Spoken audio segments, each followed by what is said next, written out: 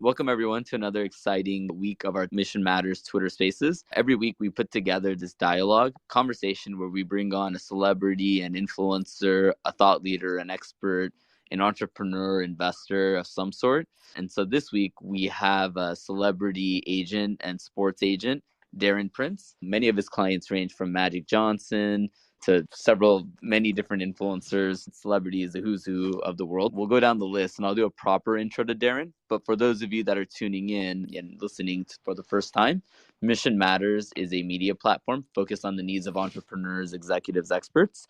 We highlight and amplify their stories. And the way we go about doing this is through our media channels. But on the back end, we're a book publishing company, a podcast agency, a PR agency, and also a digital marketing agency. And so we have many of our clients and our guests and our podcasters and our book authors that join us once a week to tune into these conversations. And so, we want to make sure that we continue to provide value to everyone that listens to who we are and what we do.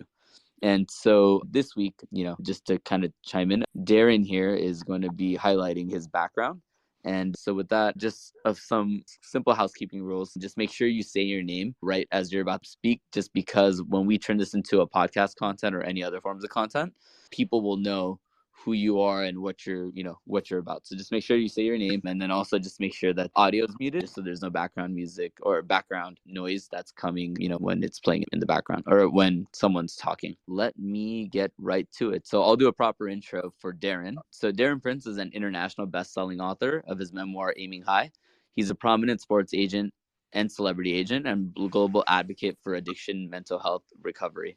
Through his agency, Prince Marketing Group, he represents icons such as Magic Johnson, Hulk Hogan, Ric Flair, Jerry West, Dominique Wilkins, Chevy Chase, Charlie Sheen, Denise Richards, Carmen Electra, and many others, as well as having worked with the late Smokin Joe Frazier, Muhammad Ali, and Evel Knievel. As a leading authority in this space, Darren's Prince insights have been featured in Wall Street Journal, New York Times, Tucker Carlson on Purpose podcast with Jay Shetty, and Extra TV Dr. Oz, among many other top media outlets. Darren has experienced what life is like in the celebrity world, but also seen the dark reality of addiction through his own personal struggle with opioids.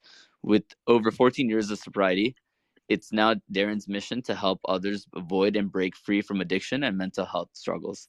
He had a God awakening on July 2nd, 2008, and believes in a spiritual higher power that anyone can turn their bottom into a new beginning. Prince started his 501c3 Aiming High Foundation, where 100% of the proceeds provide treatment for those suffering. He has become a highly sought-after speaker on addiction recovery and mental health. He specializes in helping high-functioning addicts and at-risk executives to identify and avoid the pitfalls of addiction and working with teens on self-esteem and self-worth. He also is a consultant to the Banyan Treatment Center, which has 15 locations spread across the U.S. So with that, Adam, take the lead, and let's get this dialogue on the way. All right. Thank you, Shirag. And man, Darren, great to connect with you. I know we've worked with each other in the past, and I'll tell you, as we continue to support your mission, it's really become a lot of our mission over here as well, and getting the message out about your book, Aiming High, of course, what you're doing. We've authored a book together, which we're definitely promoting quite a bit.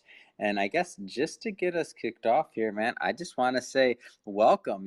I know you are everywhere. Every time I open Twitter or Instagram, I see a new event you're at. I see something you're doing on behalf of either your clients or promoting your mission. How do you do it, Darren? I take really good care of myself, and that's the most important thing.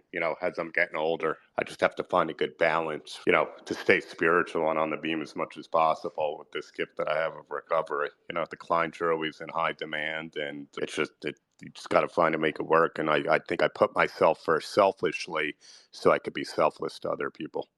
Yeah, it's awesome. I do want to start off with Aiming High. We'll touch a little bit on the book that you wrote with us as well, but I want to start off with Aiming High for those that haven't read it yet or heard of it yet. And this is really your story. And what I find, one of the things I find very interesting about this is that, you go pretty deep into your story and you share a lot of things that maybe others wouldn't be willing to share, but really for the benefit of others. Talk a little bit about that process that went into creating that work.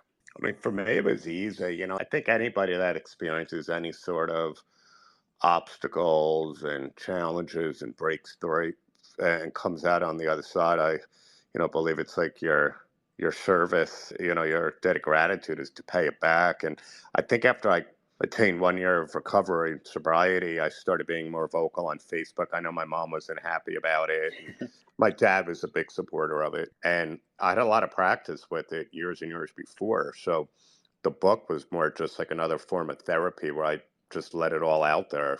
I held nothing back because to me it was about just getting to one person.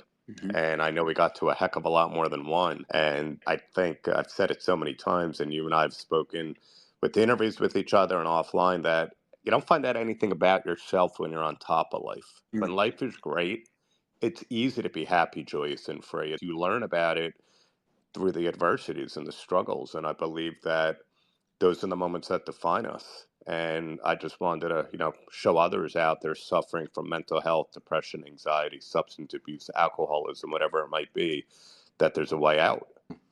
As you've traveled, as you've continued to carry the flag of this message, what has been one of the maybe more unexpected things that's happened along the way as you've been out here promoting the book and really just spreading your message? Like, has anything happened that you're just like, man, I wasn't expecting that? Yeah, I mean, it was about a day before I got a call to go to the White House, maybe a few weeks after the book came out in 18. And I was at a school kind of in the Long Island area, about 3,000 kids. And I shared the story on Jay Shetty. And my favorite part isn't my keynote, it's opening up to the audience. And this kind of like bigger, kind of awkward, heavyset kid put his hands up and he's looking down at the ground as he's asking me the question. And he's like, Mr. Prince, I really like your message, and I'm here to tell on myself because I'm drinking and I've been taking pills out of my mom's medicine cabinets, and I'm getting really violently angry, and I'm not happy with the person I'm becoming, and I don't want to become like you did. And I was just blown away, for somebody like that to open up. And I said, young man, I said, the only two words I have at this moment is, I wish I had the courage and the strength to ask for help at your age and to stand up in front of thousands of kids in this auditorium. It's the most admirable thing you could ever do, because you don't want to be that person that has to put a substance in your system just to fit in. So when we were done, he came up to the podium. I gave him a book, took a picture with him, had a few words with him. And the next morning, I got a call from the principal and the guidance counselor that said he too had a severe learning disability, which was the background of my story, and always feeling insecure and not worthy of friends and uncomfortable in my own skin. He too lost his father recently. Yours was over a year ago. His was within the past 6 months. And his mother called us this morning and said he has never read a book. And she woke him up that morning to go to school, and he was on like the last 3 pages of Aiming High with his clothes on from the night before. Wow. What an amazing story. And so as you see the way it's affecting people's lives, and of course, different people are going to take different things from the book, but as the author, like, what are some of the takeaways that you hope somebody gets and they walk away with? That I think it doesn't matter if you're from Park Avenue or Park Bench or Yale to jail, that the disease of it and mental health, everybody's up for grabs. It doesn't discriminate, because I wrote that book, the majority of the journey, I was on top of the mountaintop, from the biggest agents to some of the biggest stars on the planet, and wanted to kill myself the last 2 years every single day. My opiate addiction got so bad with the painkillers that, fortunately I had the funds. Otherwise, I would have probably gone into heroin or something. But I was chopping them up and snorting them just because I knew no other way for them to give me some little bit of sense of balance and relief. That's how bad it got. And so as you've kind of on the path to recover, as you got to this next stage in your life, like your career, like it didn't stop, like as you're going, and I think about this because every time we talk, I kind of look at this from a different angle, and I always, like, every time I leave one of our conversations, I'm like, one more thing I wish I would have asked them. And I'm just curious, so in this transition period, like, you still, like, I'm sure you had some downtime, but like you didn't stop your business, like you didn't stop like what was next. Like, how was it kind of going through that to that next stage of just functioning and continue your business and continue to work on behalf of your clients and otherwise? Like what was that like? I tell anybody that's looking to recover from whatever sort of trauma or whatever struggles, that it's always about people, places, and things. I avoided certain people, avoided certain places and things that I did, and I kind of just marinated in the world of recovery. And I knew one day at a time, eventually became a week, became a month, and slowly but surely, as I did the road work within myself and the healing and the 12 steps, I started feeling a little bit more comfortable to go out there. It wasn't always evening events or evening dinners, but I slowly started putting myself back out there sober, where I was able to be present for the first time in my life and be comfortable in my own skin. And the times that I wasn't, I told my office I'd rather feel comfortable than accepted. I'm not that important. And whether it's Magic or Hulk or Chevy Chase or Rodman, anybody at that time, they all understood it. And my other team of agents and executive assistants, they would just step it up, and I'd still be working the deals behind the scenes. But I knew that nothing to this day could ever come before my recovery. If I'm that uncomfortable, if somebody's bringing that bad energy into my life, they're going to get me way quicker over to their way of living than I am to my spiritual way of life. And nobody's worth that. And no situation is ever worth that. Mm. And now one of the things that you wrote about in the book that we authored together is really talking about the power of relationships and personal relationships. Like, so that methodology, I mean, that wasn't something that I feel like if you hadn't been that person, and obviously a lot of credit to your clients and your support staff and everybody else that helped you along that way to keep business functioning as well. But I feel like your ideals on the personal side of like relationships and like cultivating those, like, that was something that you had like pretty much from the beginning. Is that right? Yeah, I mean, I tell people I wasn't a bad person. I was Mm-hmm. a sick person. Mm-hmm. There's a big difference. My clients knew that. I was always a good guy. I was just dealing with my own personal demons and struggles. And Magic and Hulk were probably the only two clients that knew about a year and a half before I got sober, because I opened up to both of them about how bad it was getting. And they weren't turning their back on me. They weren't not supporting me. Magic, did say, God forbid I don't want something to happen to you. And we don't want it affecting all the business we have going. You have too much to live for. And his brother, Larry's a dear friend of mine. He's family. He's a spiritual brother, too. He's got over 30 years in recovery himself. And, to know that he experienced it within the Johnson family with his brother, that's all I needed to hear, to know that, hey, I've got the support, I've got the love. I got to figure out a way to do this. But, even then, it probably took me, like I said, maybe a year and a half after that intense call with Magic to finally get it together. Hmm. Talk about like relationships and how you kind of approach those in business and really just in life, because I feel like you have a pretty unique perspective on I mean, if we talk with my celebrities, I treat them like normal people. Magic's father, unfortunately, passed away yesterday. Last night, it's all over the news. that. And my first phone call early this morning was to him, and, send flowers to the Johnson family. And, Hulk and I spoke last Friday for an hour, and probably 55 minutes was about life, that he's in this great place. And, Ric Flair and him, every Thanksgiving are the first texts I get. And, Chevy Chase. I mean, Carmen Electra's father passed away a few weeks ago. We spoke, we texted. Every time I see Denise Richards, we laugh that we're both Aquarius. We have such a love and a bond for each other. Jerry West was here yesterday for 3 hours. He's recovering from some surgery that he had, and he's not completely himself. And I call him every day to check on him. I call the wife. I mean, no different than any other friend. And, when it comes to business, I think I'm the same way with corporate clients. I'm not that guy that's always going to call you for business. I'm going to call you just to check up and see how you're doing, how the wife or the girlfriend is, the kids are, brother, sister, how's business overall. And I think when you're just ramming that down somebody's throat, it's not authentic. If it's meant to be, it's going to be meant to be. But if you go at it from a position of strength on your personal relationship, people do business with people they love as individuals.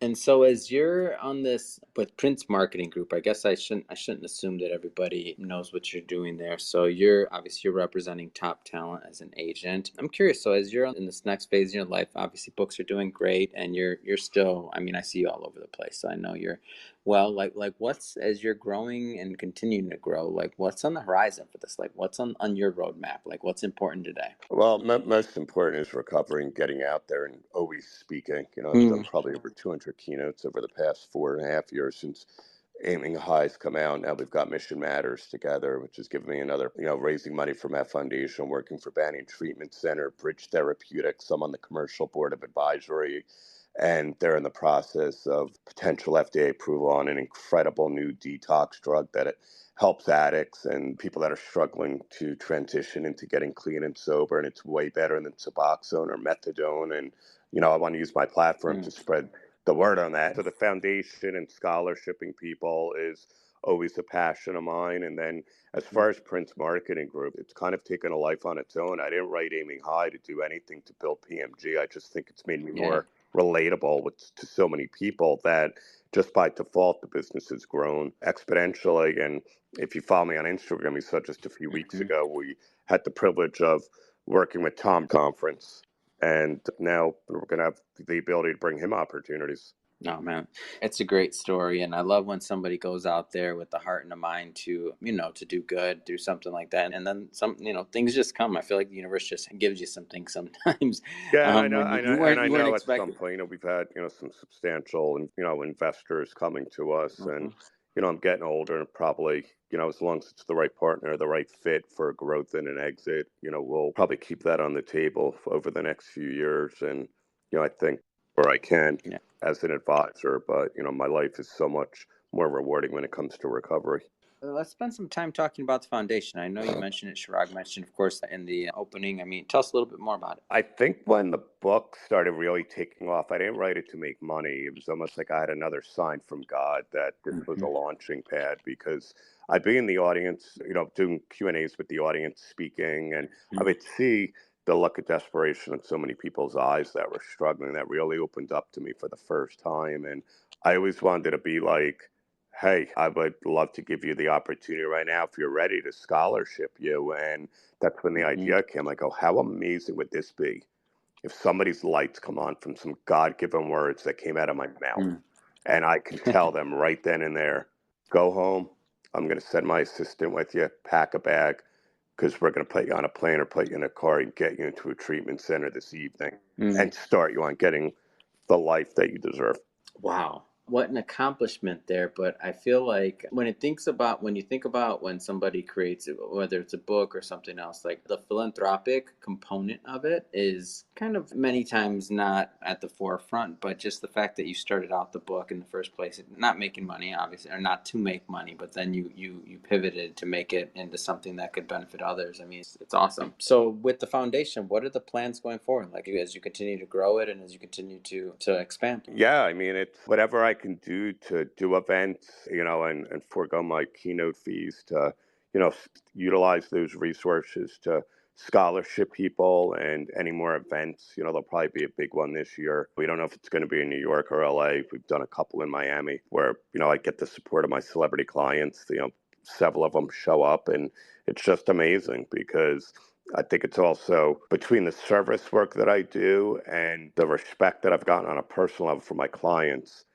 I think, that's built that self-esteem, that self-worth from, doing esteemable acts that I was always looking. And here I had this glorious career, but I was so broken. I never felt worthy of any of the success. And I was numbing just to be comfortable in the environment, and now to be able to just show up as me. And even Jay Shetty is a dear friend, and texting with him last week, and I'm going with my girlfriend Nicolette tonight, and my boy Craig and John Branca, the biggest music entertainment lawyer ever. And Jay's got us going backstage to see him after. We're sitting up in the front row, and like the old me would have been getting high off those fumes, and now I'm like, no, I've got a gift and a connection with Jay, and we both have it. And I deserve to be into that environment because, I wouldn't be surprised if somebody sees me in the audience that might have saw me on the podcast. And that's not coming from an egotistical place.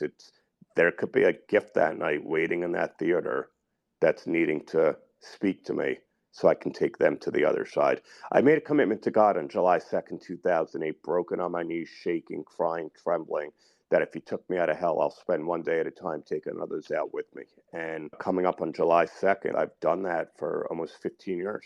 Wow. So, wow, first off, it's commendable. It's a great story. And I'm curious, as you inspire others and you kind of, does it rub off like that thought process and that idea, whether it be in recovery or otherwise, like to inspire others to tell their story as well? Like, have you noticed that as well? Absolutely. I mean, I was with a buddy of mine on Saturday. I've never met him in person. Mega, mega, mega successful finance guy, investor, worth hundreds of millions. And I just opened up at the Beverly Hills Hotel a little bit deeper about my story. And all of a sudden he started telling me his and Wow. said, look, I've never told anybody this. And this guy's worth hundreds of millions of dollars, young guy in his early 40s. And we left and it was like nothing could have gone wrong that day. Nothing. He's like, brother, you got a spiritual brother for life. And it wasn't somebody in recovery. He had his own healing to deal with and his own trauma and childhood stuff. And I mean, he's like, I'm coming around to being more vocal about my story and talking about it. And, you really cemented it for me today. It's the greatest feeling in the world. Vulnerability. No, absolutely. I love it. And that's one of the big things that we really work hard on here at Mission Matters. Just our whole team is really just, whatever the story be, like I think that everybody has a story in them or they have something to share, some gift. Sometimes it can be a hardship and you've taken maybe what was perceived as a hardship earlier and you really just turned it and made it into a blessing that helps others, in my opinion, at least. And, everybody to me has a story, and whether they're, a celebrity agent like yourself or, working with huge clients, or whether they're local business owner that's a pillar in their community. My main thing is I think people need to share their story so that, others can benefit from it as well. Mm-hmm. So I normally, ask questions for, this isn't quite the podcast style interview. I normally ask questions the first, 30 minutes or so. Then I do like to get everybody else involved so that it's more of a round table and I don't hog the microphone for the whole time. So if Mark, Chirag, if anybody wants to ask Darren any questions, now's your time. Hey, yeah, I always love asking questions. Thank you. Darren, a pleasure meeting you. My name is Mark Whitehorn. I'm with a tech company, Showcase Websites out of Miami Beach. Good to meet you. Good to meet you. Fascinating story. Fascinating the people that you surround yourself with. The creme de la creme, Thank you. So I talk to people in the entertainment industry in Hollywood. And, it's going through a major shift right now. I mean, COVID, everyone was watching Hulu and stuff like that. And now they're losing members and they're cutting back on production and productions aren't happening. And now you have a whole group of people, production entertainers in LA that are just, and it's got to be driving them crazy. And I'm sure you're talking to a lot of them. What do you tell these people? Well, ironically, we had the best year we've ever had during the pandemic for Prince Marketing Group. And the CIAs and the William Morris and all those big, big agencies, they were kind of handcuffed because there was no production and movie sets and commercials. And because of technology, we didn't skip a beat because of Zoom and social media and explaining to iconic celebrities and mega superstars that you can literally sit in your home, hold up a product, and do an informal endorsement and pop it up on your Instagram or your Twitter. So I think, some of it's coming back. I know the budgets have been trimmed because eventually, maybe midway towards the end of the pandemic, they realized there were other ways to, get your product out there, and obviously all these other streaming platforms, and it works. I mean, let's face it, I think everybody being stuck at home, everyone wanted to see was content on TV. And, working with Rodman for so many years when we did, and Scottie Pippen, everybody saw that with Last Dance. It was a game changer in the docu-space. And now that's the red hot thing now, where documentaries are at an all-time high. But it was interesting because aside from that, I had so many big-time agent friends that were just struggling mentally because, they're in that world and they don't have anything to stimulate them on any given day. So that was another gift as well. On the business front, I was able to explain to them, look, this is what we're doing. Let us have access to pitching your people. We'll bring you opportunities, and you'll slowly see there's another world out there to transition and pivot. And it worked for a lot of them. You hear someone like Bob Iger who gets up and speaks, and he talks about they lost like 2.5 million subscribers to Disney Plus, and they're laying off like 3% of their workforce. That really has to be demoralizing to an entire industry when someone like that gets up and speaks. Yeah, I mean, but again, I think he's had enough experience as well with highs and lows, and it's a matter of pivoting. It's a matter of what you need to do to reel back in part of that market share or whatever percentage of that audience that you need to at least retain so you can get back to, like, not treading water anymore. And I know enough in the industry that I've done that. And unfortunately, it's still a competitive space. There was a lot of, I think platforms that came out that nobody expected. And all of a sudden, some of the others became extinct and they lost whatever market share they did. But the bottom line is, if they're going somewhere else, well, others were innovative enough to think about it.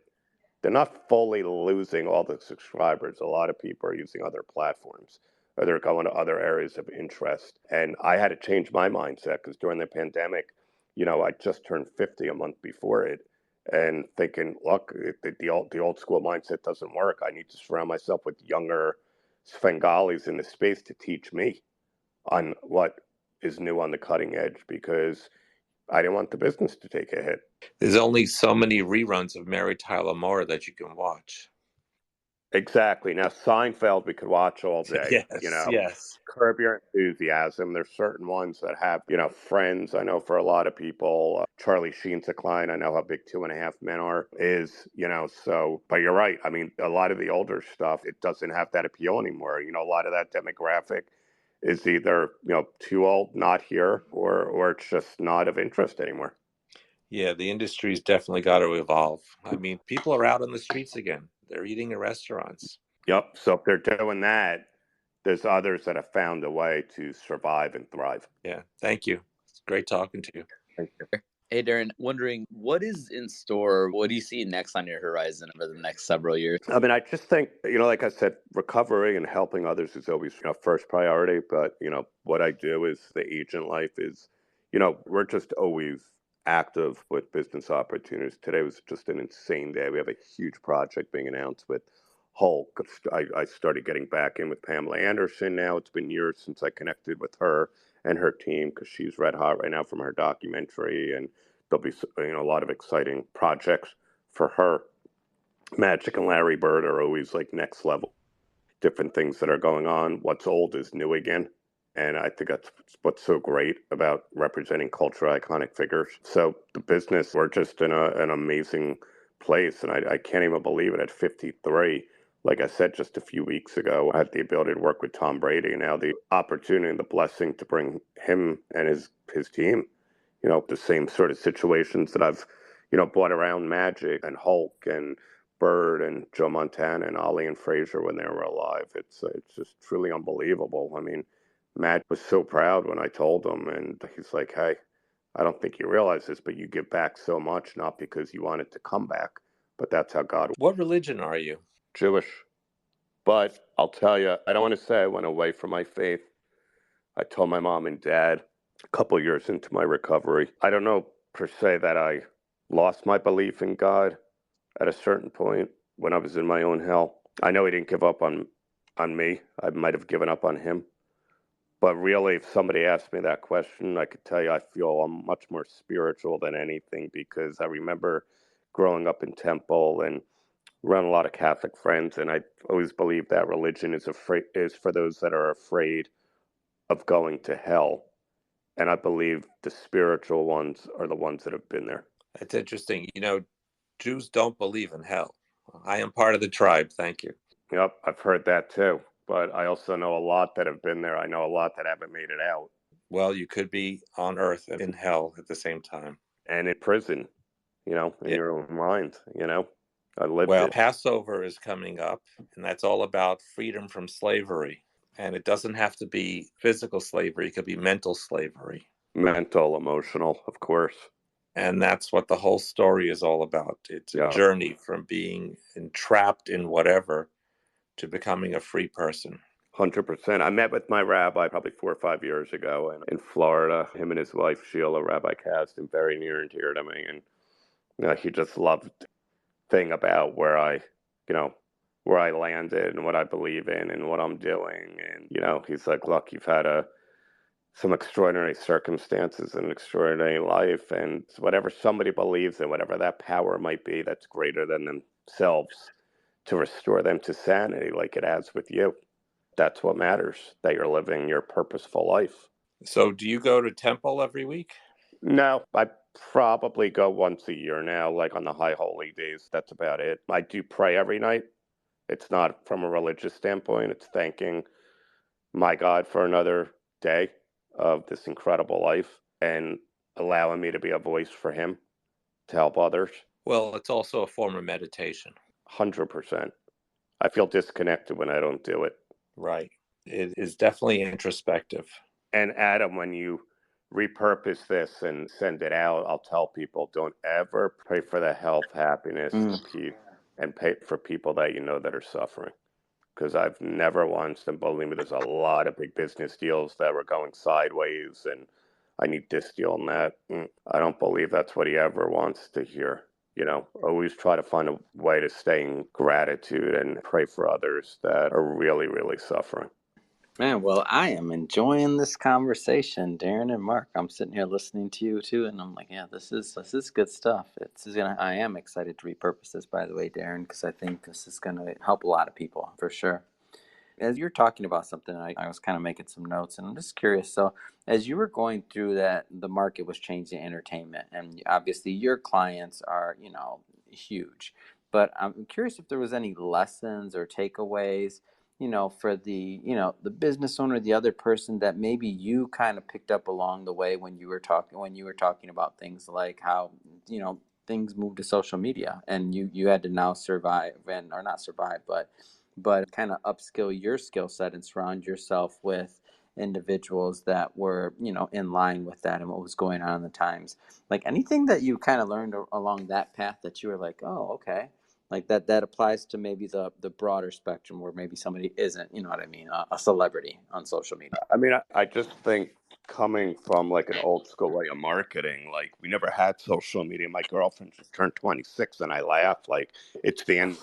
There's a problem. Their Instagram or their page gets taken down for the day. And there's so many individuals that are fully dependent on it. But, with that being said, from a business standpoint, I see the real time results and I'm understanding it because it's an incredibly cost effective way compared to the traditional way of doing business like we used to with, all the Super Bowl ads and, big ad buys and big spends. And, to be able to, I think, just be in the middle of entrepreneurship for 30, what's it been, 36 years, 37 years of my life, and have made and lost millions twice and came back. I just think, being open minded and knowing I don't know everything. You got to surround yourself with talented people that stay in your lane and listen to others that have a resume that you might not. Because, again, I lost my ego when I got sober. I don't. I know I don't know everything. I know a lot of people. I work with a lot of great people, but times have changed. And in my generation, the baseball cards is what, gave me my start. And there was huge money. Now it's sneakerheads. Now it's influencers. And you just have to pay attention to it. Yeah, I totally agree. I was at the concept's called Selfie Pop. I mean, a lot of other people that know a lot more about social media know about that way more so than I did and faster. But when I went to it, so it's this big old mansion in Hollywood Hills, and you see all of these young individuals and these creators just creating content and collaborating with each other.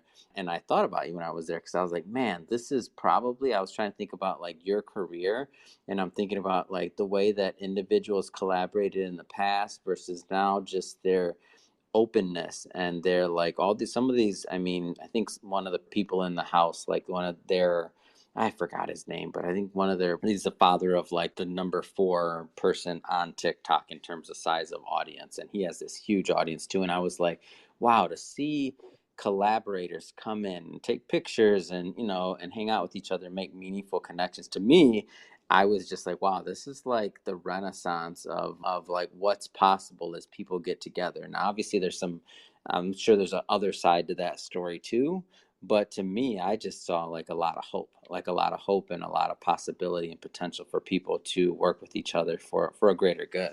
100%. And I think that's what it's about. Back in the day with us, it was, guerrilla marketing Mm-hmm. and just like meetups and going to networking events. And that's still not big, Yeah. but you take two collaborators from different walks of life that have two different demographics, and they can legitimately shoot a 30 to 60-second video and gain hundreds of thousands of followers, collect that data, and really just increase their brand tremendously. Like, we never had anything like that when I was growing up in the industry. Yeah, so now as we think, if media compounds and all of this data and everything that we're doing, and, for those that are really paying attention, to me, the possibility, especially for just business owners and new concepts and new ways of doing business, I feel like as it evolves, there's obviously going to be a lot more opportunity just in the marketplace for what we're doing. And then for this particular area and people that are of that mindset in cities or otherwise that have these, have the resource to be able to do certain things. I'm like, man, this is going to be interesting. So as we go into this next phase of whatever that looks like, I think the cool part is that the part of that playing field has been leveled, where once upon a time you had to be a celebrity, or you had to, be on top or have a studio behind you or something else. Now that we have a phone and you can do some things, and if you're creative and if you get out there and you do the work, I mean, look at, what was that Mr. Beast story, and like all his years of hard work on YouTube to do what he's done. It's like, what? How's that even possible? But to me, there's just so much hope in that. Exactly. It's just a completely different world. There's more, demographic wise, of teens to 25-year-old that have built up 8 and 9 figure net worth than any time in our history. Blows my mind, man. I'm like, what? You see this new platform and you're like, come on, that's amazing. Yep, I'm it rooting for really him, but is. it blows my mind. I'm like, wow, that's amazing. And I'm with Gary V. He's a good friend of mine. Like, I agree. I mean, school's not for everybody. If a parent Mm-hmm. has a kid that's struggling, why give them a pass to go to college for 4 years and spend hundreds of thousands of dollars? You're better off sitting down with a business consulting firm and finding something they're passionate about, because all you're going to do is waste 4 years of their life. And, if they're not focused or not in it, they could always go back to college and get the education and the degree that they're looking for. But there's, they could do things so turnkey and so quick nowadays. It's unbelievable. Yeah, I'm in. Well, Darren, I'll just open up any last questions. I know you had to stop, so I don't want to keep you over. Any last question? We probably have time for one more if somebody wants to get one in there. If not, no big deal. But I'll let Shrag close it, but I don't want to take it to the end. All right. I think we're pretty good. Well, Darren, hey, man, always great speaking with you. I'm excited for the Thanks, next time we guys. get to do it again. Every time I learn something new about you and about your journey, and to me, it's inspiring. I love to bring you on the show. Shrag, if you want to give us the sign off, all good. And thanks again, Darren. Thanks, guys. Thanks so much, Darren. Sure, Mark. Absolutely. So thank you, everyone. This was an amazing conversation with Darren. Of course, this will be shared across all of our platforms. We'll be sharing it on our Mission Matters website or email newsletter like we normally do. Tune in next week. We're going to have another exciting episode at 4 p.m. PST per usual. And other than that, thanks, everyone. Awesome. Thanks, guys. Thanks, guys. Thank you. Thank you. Hey. Thanks. Have a great evening. Take care.